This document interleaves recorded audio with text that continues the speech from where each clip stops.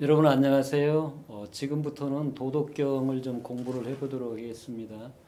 여러분들이 잘 아시고 계시겠지만 도덕경이 내용을 이제 일반적으로 도와 덕으로 나누는데 어쨌든 도가 드러난 게 덕이라고 본다면 하나의 그 개념으로 표현하면 도덕경은 곧 도덕경의 내용은 도라고 볼 수가 있죠. 자, 그러면 이제 도를 얘기를 할 때 우리가 세 관점에서 얘기할 수 있죠. 도가 우주의 근원이라면 그 우주 속의 만물 가운데 하나인 인간인 나도 도 속에 포함되어 있기 때문에 그런 측면에서 도를 얘기를 할 수도 있고 도와 별개의 도로부터 나타난 덕의 관점에서의 개체적인 별개로서의 인간을 얘기할 수도 있겠고 그렇습니다. 그러니까 이제 우리가 일반적으로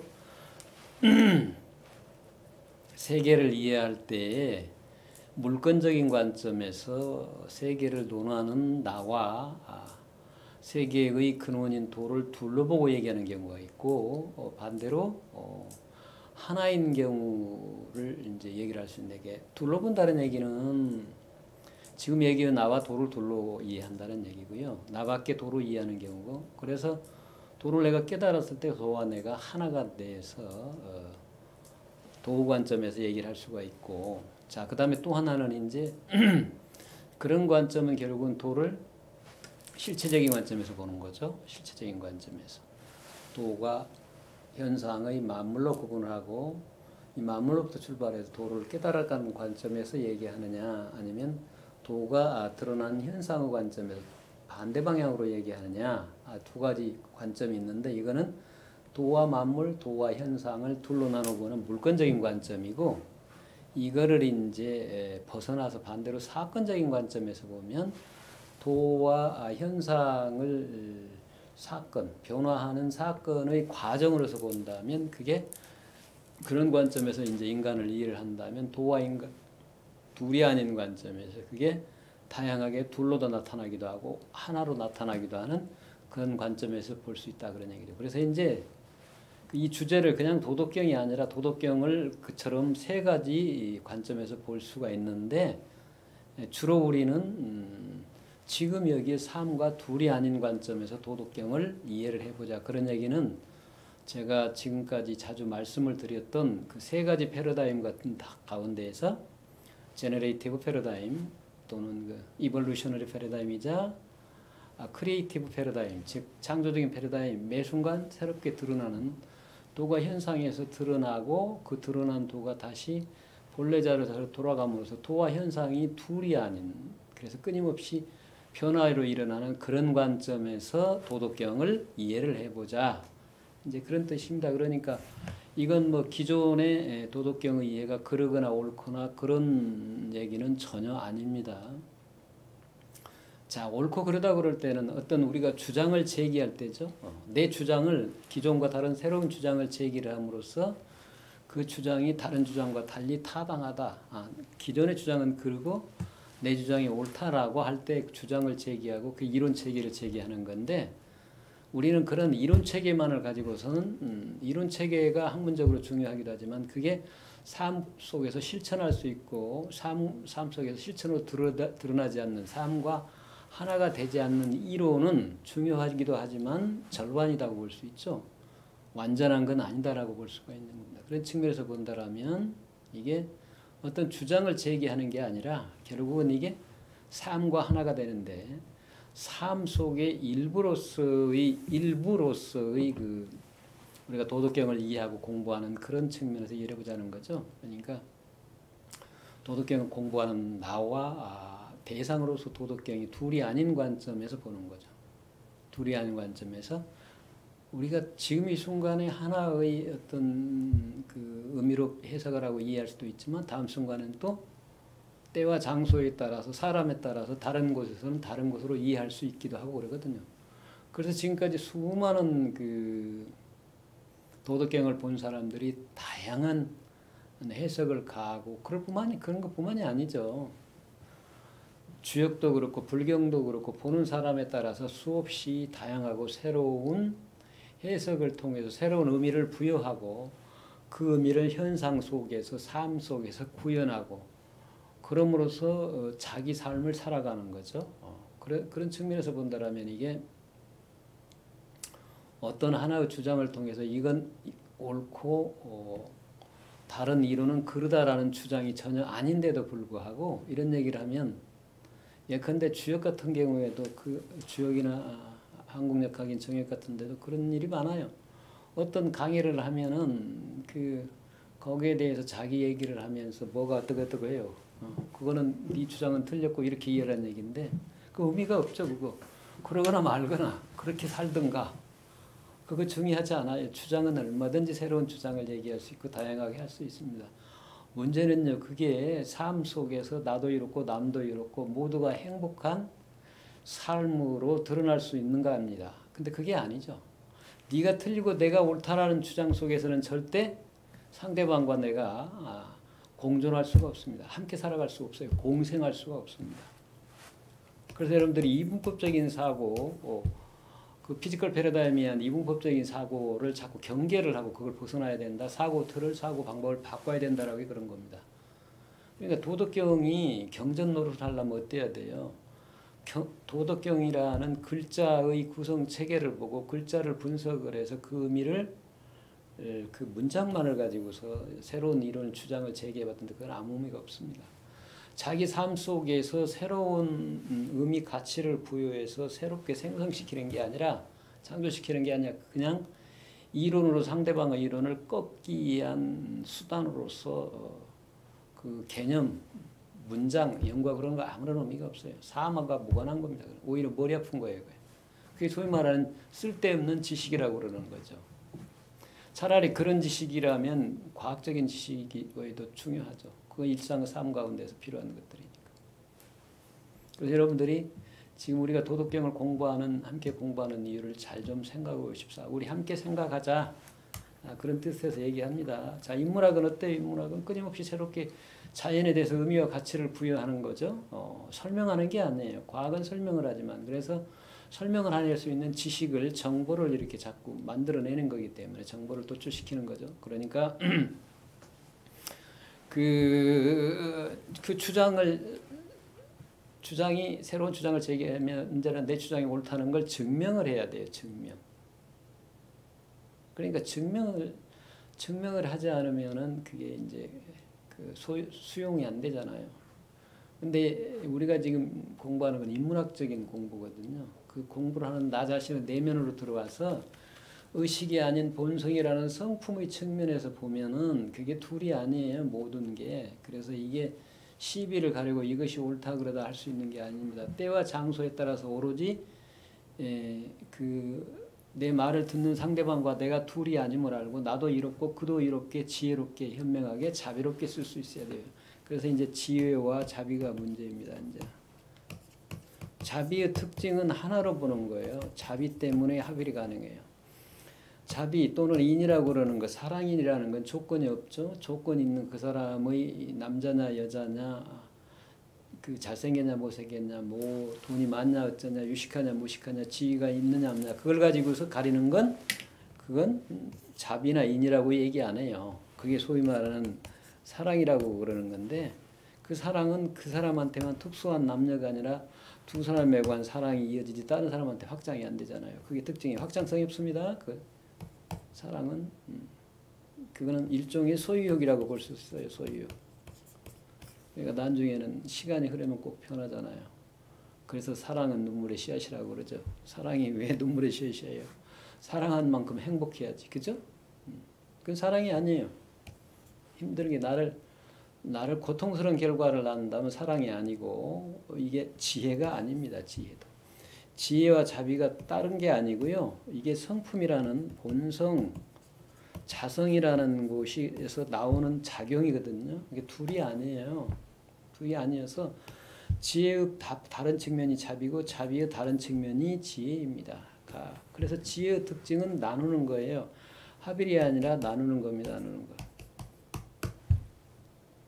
자, 나누는데 분합을 할 때 나누는데 자비에 의해서 나누지 않으면 자비에서 지혜를 쓰지 않으면 우리는 그걸 뭐라고 그래요? 자비가 없는 걸 지식이라고 그럽니다. 그러니까 지식의 측면에서 내 지식이 타당함을 옳음을 증명하기 위해서 어떤 주장을 하고 그럴 경우에는 내 주장과 다른 주장을 한 사람과는 공생할 수가 없어요. 절대로. 자비가 없기 때문에. 공생할 수가 없습니다. 그냥 나누기만 할 줄 알지 그 나눈 걸 다른 것을 합해서 하나로 할 수 있는 능력이 없다 그 말입니다. 그래서 이거 학문하는 사람이 지식만 자꾸 추구하다 보면 어때요? 자기만 옳다고 그러는 고집불통이 되는 게 그런 겁니다.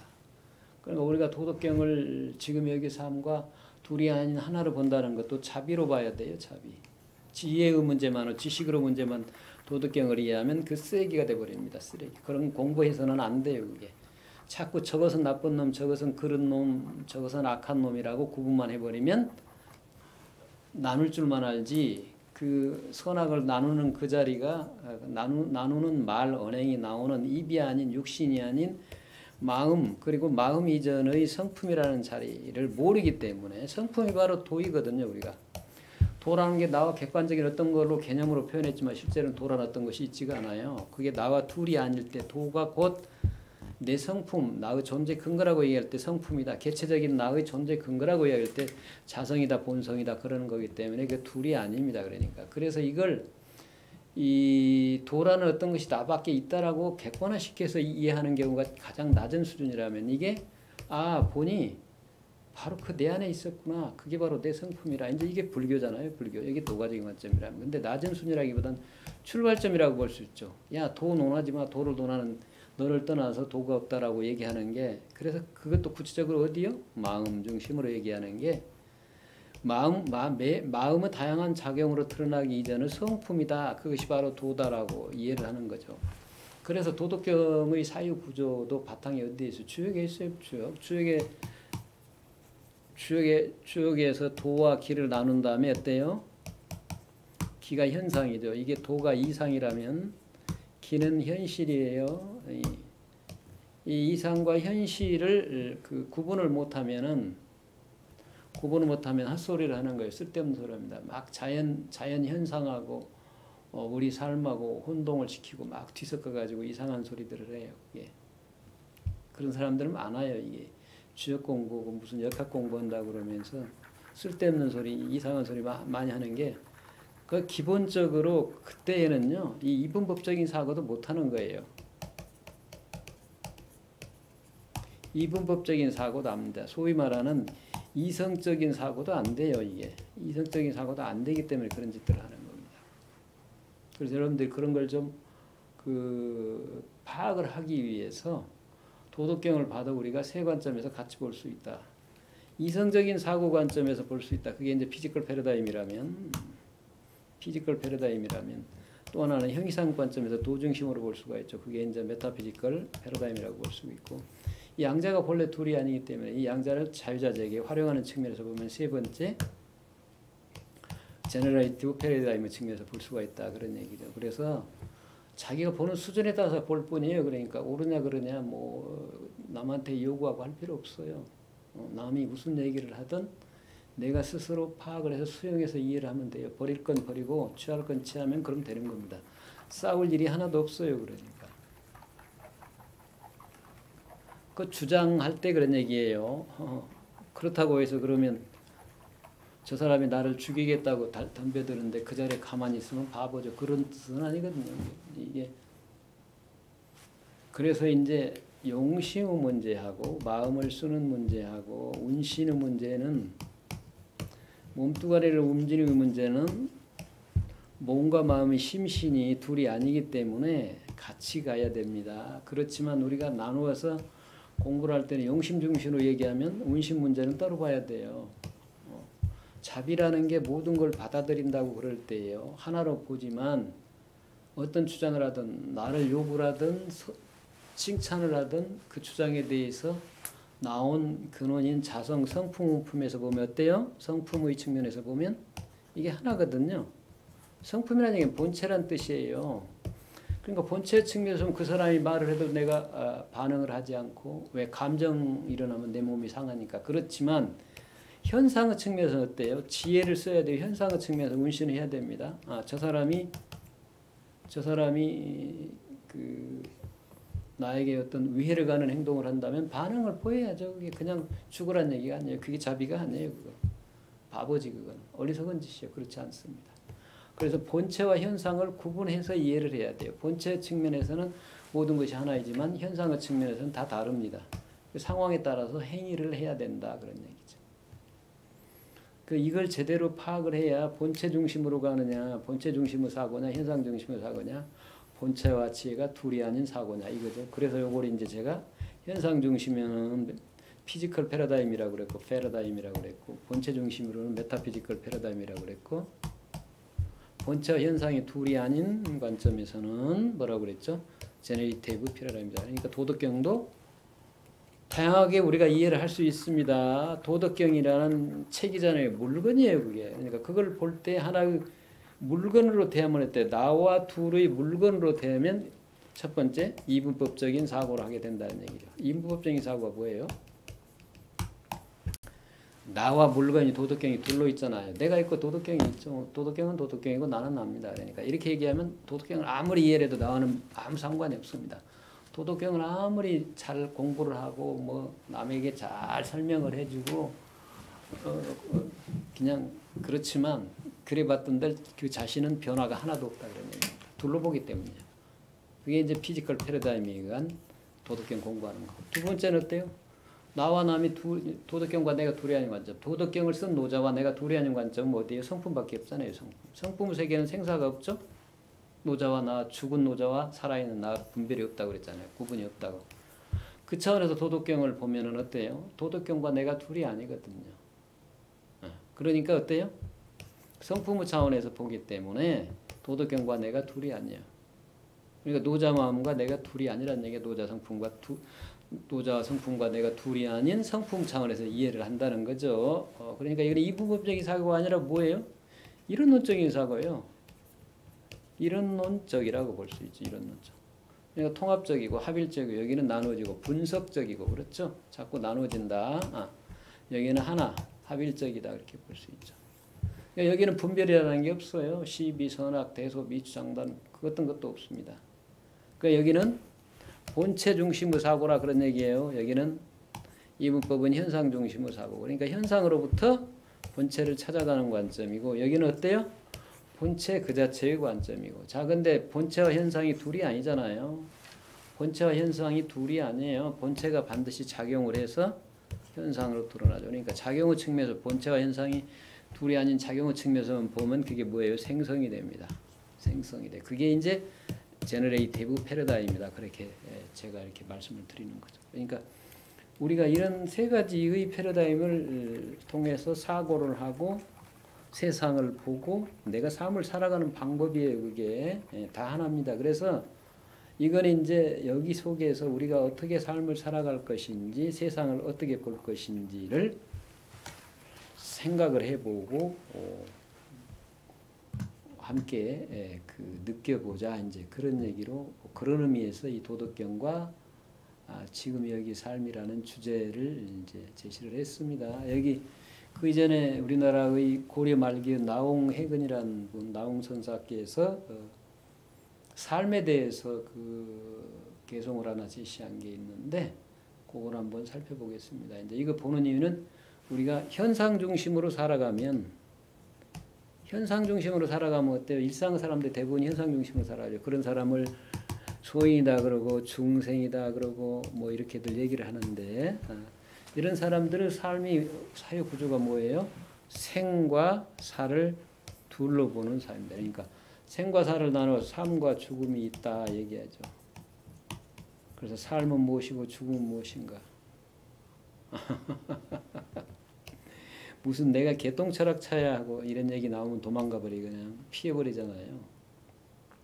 근데 사실은 우리가 산다고 죽지 않고 살아야 된다 그러면서 산다는 게 무엇이고 사는 내가 무엇인가에 대해서 사고를 안 하고 살아갑니다. 그러고서 삶이 괴롭다, 고통스럽다 그런 얘기들을 많이 하잖아요. 그 고통스럽다는 게 뭐냐? 진짜 삶이 고통스러운 거냐? 아니면 내가 삶이 고통스럽다고 생각하는 거냐? 요걸 이해를 해야 되네. 삶이 고통스럽다면 죽어버리면 돼요. 살 필요가 없잖아요. 고통스러운 삶을 왜 살아요? 삶이 본래 고라며. 근데 그렇지가 않죠.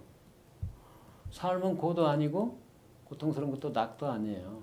즐거운 것도 아니라고요. 그럼 결국은 뭐예요? 삶에 대한 내 태도 문제죠.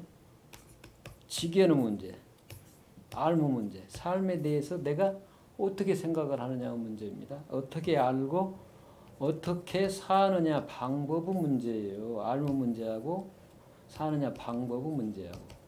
이걸 생각을 안 해요? 해야죠. 근데 대부분의 사람들은 살아가면서 그런 생각들을 안 하고 살아가는 거죠. 그게 아주 중요한 문제입니다, 이게.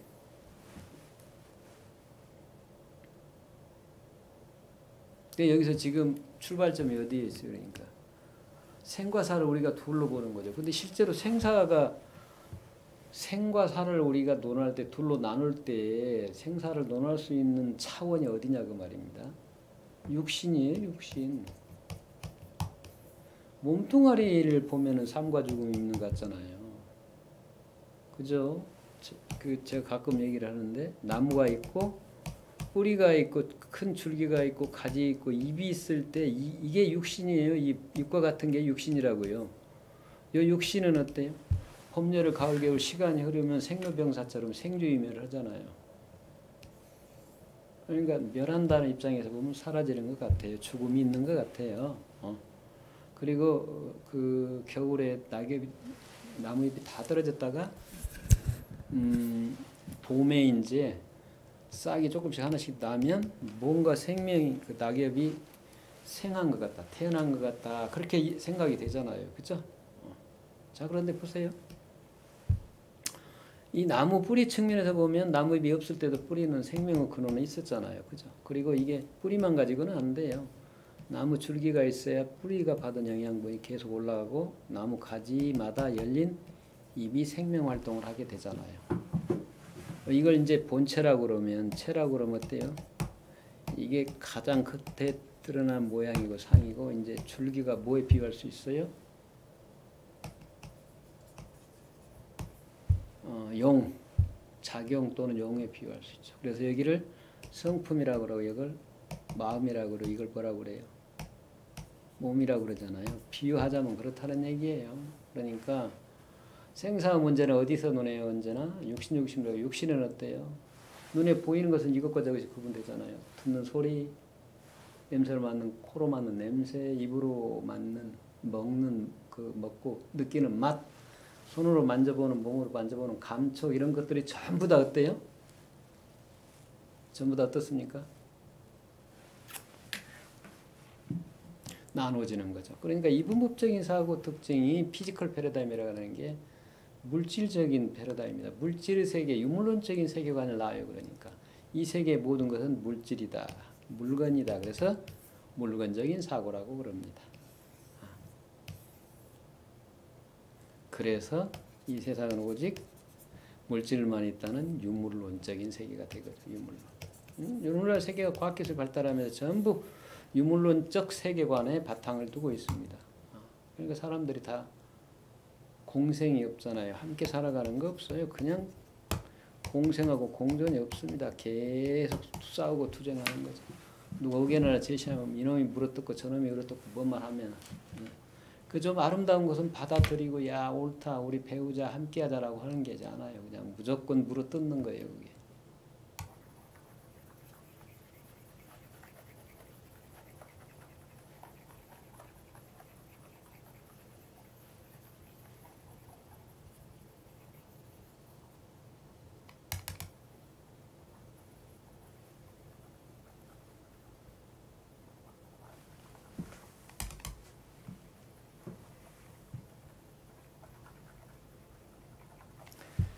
자, 그래서 이제 우리가 그 도덕경을 보는 이유가 도를 얘기하는 이유가 현상의 근원인 만물의 근원인 물건의 근원인 도를 찾자고 얘기하는 게 이제 이분법적인 사고라고 본다면 무르 측면에서 보는 게 이제 생사가 있다는 얘기거든요. 그러니까 생사가 있다는 게 과연 실제로 있는 것이냐 우리의 착각이냐. 착각이라면 생사를 나로 보지 말고 내 근원인 도를 중심으로 봐야 된다. 그런 얘기가 되겠죠.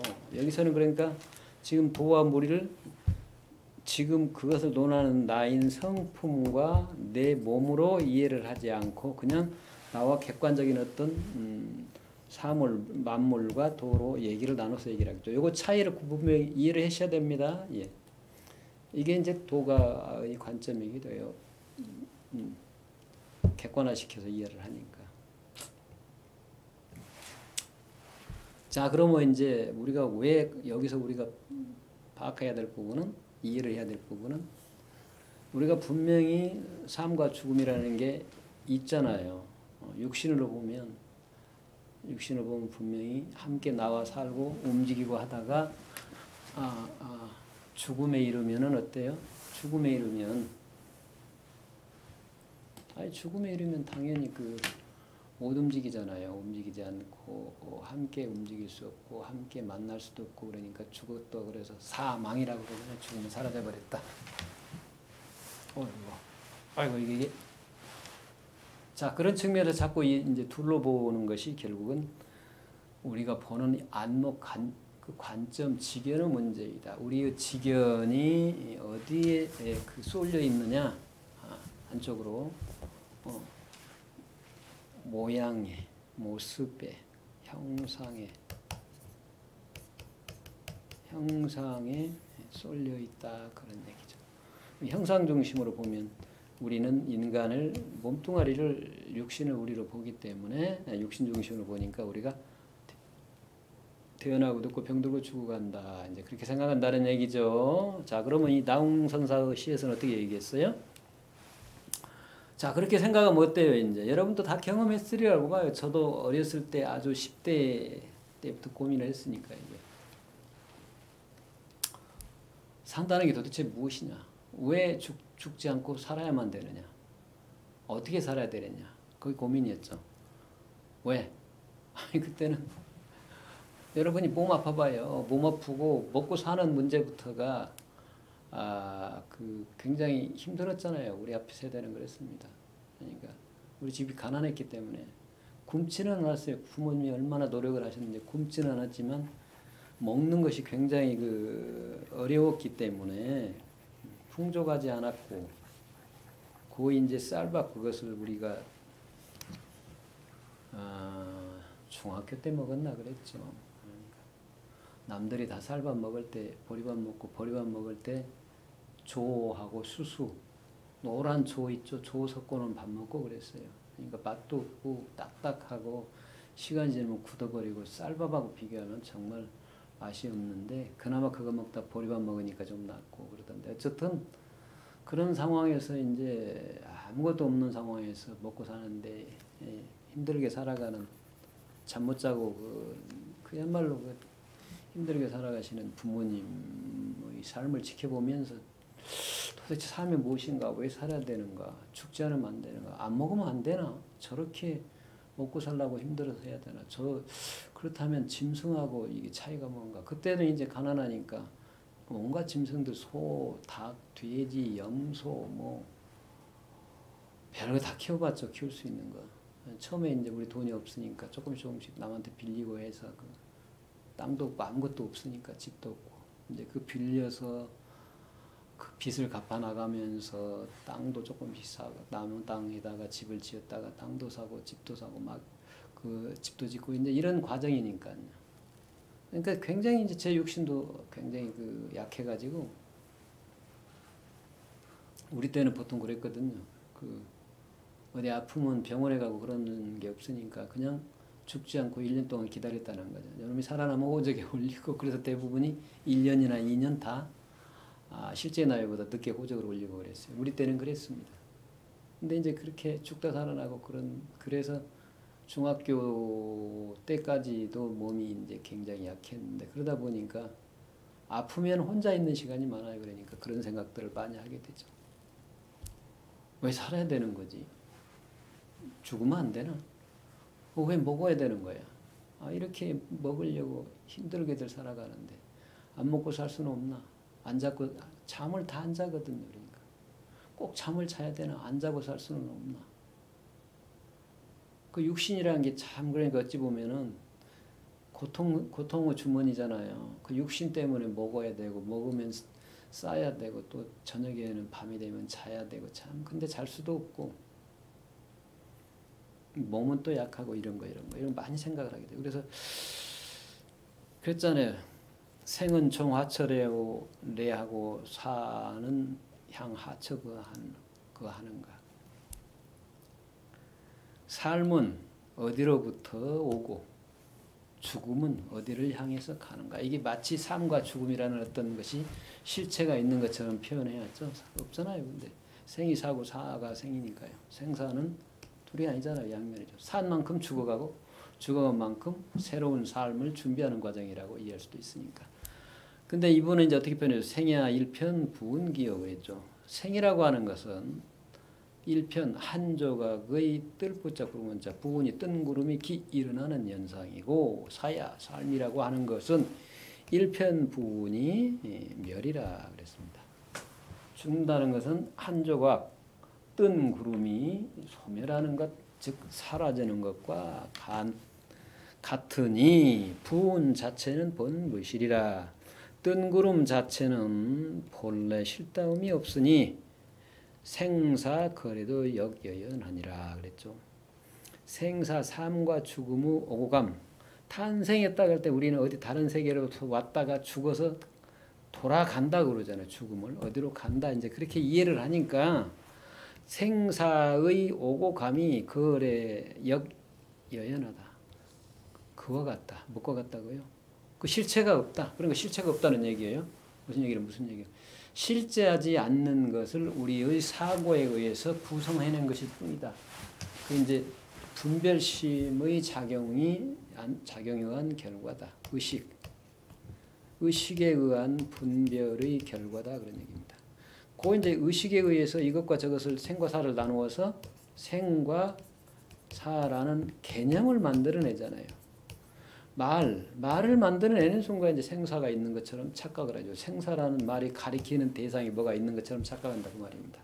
이거 아주 중요해요. 그러니까 책상이라는 말 개념에 대해서 책상이 있잖아요. 이렇게 그러니까 책상이 있기 때문에 책상이라는 말을 가리키는 개념이 있듯이 생사라는 개념이 있다면 반대로 삶과 죽음이라는 게 있을 것이다라고 생각을 해요. 나누어서 이렇게. 근데 실제로 생과 사가 둘이 아니라 나눌 수가 없다. 이제 그런 얘기죠. 자, 그러면 생과 사가 둘이 아니라 나눌 수 없는 그건 무엇이냐 이제 그 얘기를 하죠. 독유일물 그랬죠.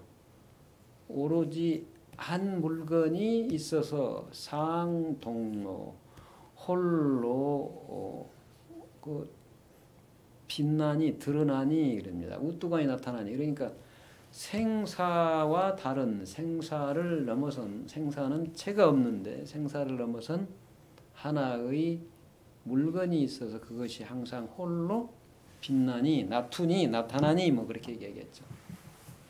그러니까 생사는 결국 뭐예요 그게? 생사는 그 홀로 드러나는 하나를 보면 생사가 없다는 거죠. 그러니까 다면에서 이 묽을담자입니다. 묽은다는 얘기죠. 깊거나 얕거나 푸르거나 색깔이 검거나 맑거나 이런 것이 없는 거죠. 그러니까 어떤 아무 색깔도 없다는 얘기입니다. 그러니까 맑은 담자로 다면에서 거기엔 뭐라고 규정할 수 있는 분별이 전혀 없어서 그걸 초월해 있어서 넘어 있어서 불수 따르지 않느니라. 생사에 따르지 않느니라. 생사를 초월해 있다. 생사를 넘어서 있다고 말합니다. 생사를 넘어서 있다니까 여기는 지금 그게 본성이다, 성품이다, 자성이다, 불성이다 한마디도 안 했잖아요. 이게 깨달은 분들의 특징이에요. 불성이다, 본성이다, 자성이다라고 얘기를 해버리면 어때요? 거기에 또 뭔가 실체가 있다고 착각에 빠져버리죠. 그러니까 그런 개념은 하나도 안 써요. 그냥 한 물건이라고 그래요. 근데 물건이라 하기도 맞지는 않죠. 그러니까.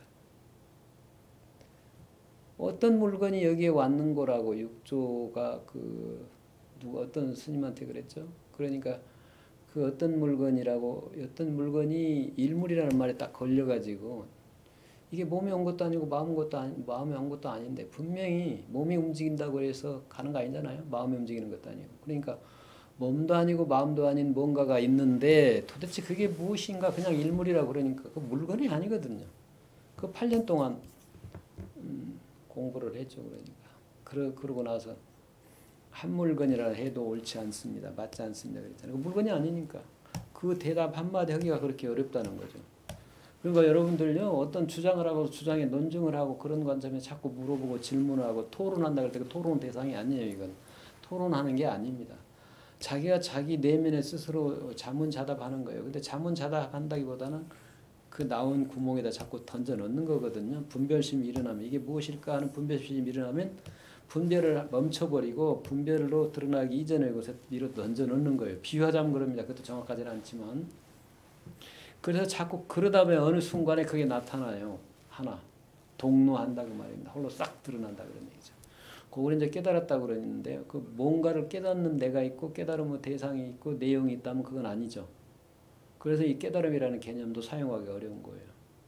그러니까 깨달아도 깨달았다는 생각이 없게 되는 거고 깨달았지만 깨달음이 없다. 깨달음이 아니다라는 그 말 같지도 않은 소리 같지만 그렇지가 않아요. 그렇게밖에 표현이 안 되니까 그러는 거죠. 그래서 여기서는 뭐 깨달았다느니 성품이 있다느니 그런 얘기 한마디도 안 쳐놔요. 전혀 그런 말이 들어가지 않게 실체에 떨어지지 않게 이게 이제 지혜의 활용입니다. 지혜의 활용.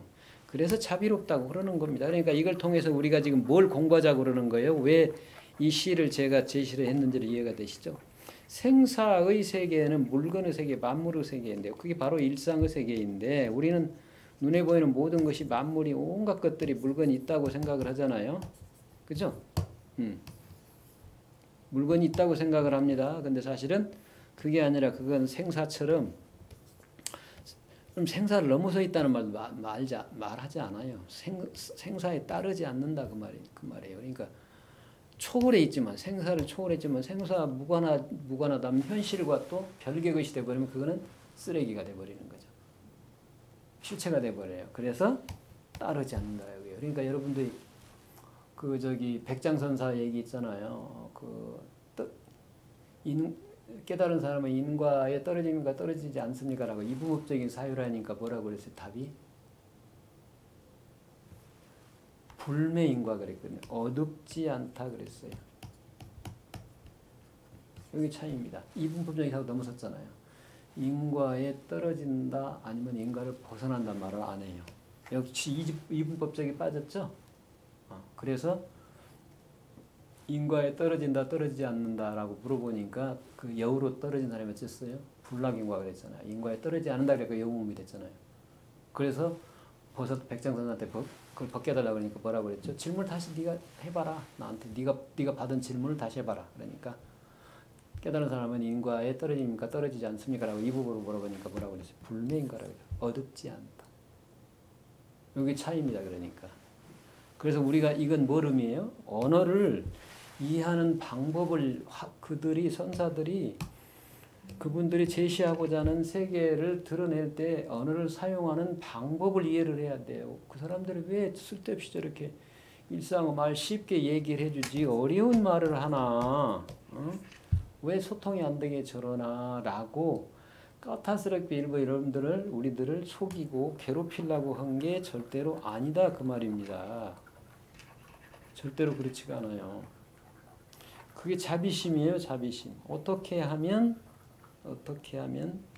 지금 현재의 각각의 사람들이 빠져있는 갇혀있는 하나의 틀 자기가 스스로 만들어놓은 마음의 감옥 그 틀 거기서부터 그 사람을 벗어날 수 있게 해줄까 하는 자비로운 마음으로 이걸 하는 겁니다. 이거 절대로 그게 여러분을 괴롭히는 거라고 생각하지 마세요. 그렇지 않습니다. 그러니까 그걸 느끼게 되면 그 자비로움을 느끼게 돼요. 옛날 우리보다 먼저 살 소년들이 이미 돌아갔지만 그분들이 남긴 말씀이 담겨있는 의도 뜻을 파악하게 되면 감사의 눈물을 흘리지 않을 수가 없게 돼요. 나란 존재가 무엇이길래 이토록 깊은 자비를 베풀어주나 하는 생각을 하면 뭐 꼭 스승한테만 그 제자한테 알려주고 그런 게 아니라 그게 내가 받아들이면 다 스승이잖아요. 모든 분들이 나한테 가르침을 베푸니까. 그렇게 보면 감사하지 않을 수가 없죠. 도덕경도 감사하지 않을 수가 없고 선사 어록이든 뭐 그거 불경이든 기독교 성경이든 내 눈에 보기 나름이에요. 그러니까 내가 자유자재에 수용을 하고 받아들여서 나를 변화시키고 새로운데 활용을 하면 얼마나 감사해요. 다스성분인데 거기에 왜 시비를 따져요? 시비를 따지니까 시비를 따져가지고 이건 옳고 저건 그러다고 자꾸 쳐내면 양파 껍질을 벗겨내는 것 같아요. 자기 자신의 외에는 다른 게 다 오를 수 없어요. 모든 걸 다 긁어버립니다. 부정을 해버려요. 양파 껍질 벗기듯이. 그럼 뭐가 남아요? 아무것도 없는 허무만 남죠. 요즘 우리 사회 무조건 말하면 아니 틀렸어 라고부터 시작을 하죠. 마음속으로. 부정 먼저 합니다. 이게 큰 문제예요. 우리 사회에 그렇게 우리 세상에서 세상이 지금 살아가기가 힘들고 신뢰가 떨어지고 사람과 사람 사이에 그러는 게 바로 이분법적인 사고이기 때문이에요. 이분법적인 사고. 이분법적인 사고를 이 선사분별점 깨달은 분들처럼 사고를 해서 우리를 이롭게 하는 지혜롭게 쓰는 게 아니에요. 이게. 그래서 문제가 되는 거예요. 그러니까 이분법을 지혜롭게 쓰느냐 아니면 지식으로 상대방을 꺾고서 내가 옳음을 증명하고 논증하기 위해서 주장을 제시하기 위해서 이분법을 쓰느냐가 천양지차입니다. 그게 똑같은 말이라도 그래요. 그 말들 다 속잖아요. 그러니까 여러분들. 정치인들이 대부분이 평가를 기르는 게 이분법적이에요. 그게 이해하기도 쉽고 쏙쏙 들어오잖아요. 그러니까 정치구가 전부 이분법적이죠. 이 세상은 본래 이분법이 아닌데 본체로 보면 둘로 나눌 수 없는데 자꾸 이분법적으로 얘기를 해요. 그래서 그게 사람들이 속아 넘어가기가 쉽습니다. 그래서 여러분들이 그런 사유를 그런 세상을 보는 내 틀 자체를 돌아보는 시간을 갖자고 해서 지금 우리가 이 도덕경을 보는 겁니다. 그러면 도덕경이 이제 제일 우리가 많이 보는 게 1장이죠. 제1장. 41장인데 자 이게부터는 잠시 쉬었다가 다음 시간에 다시 보도록 하겠습니다. 수고 많았습니다.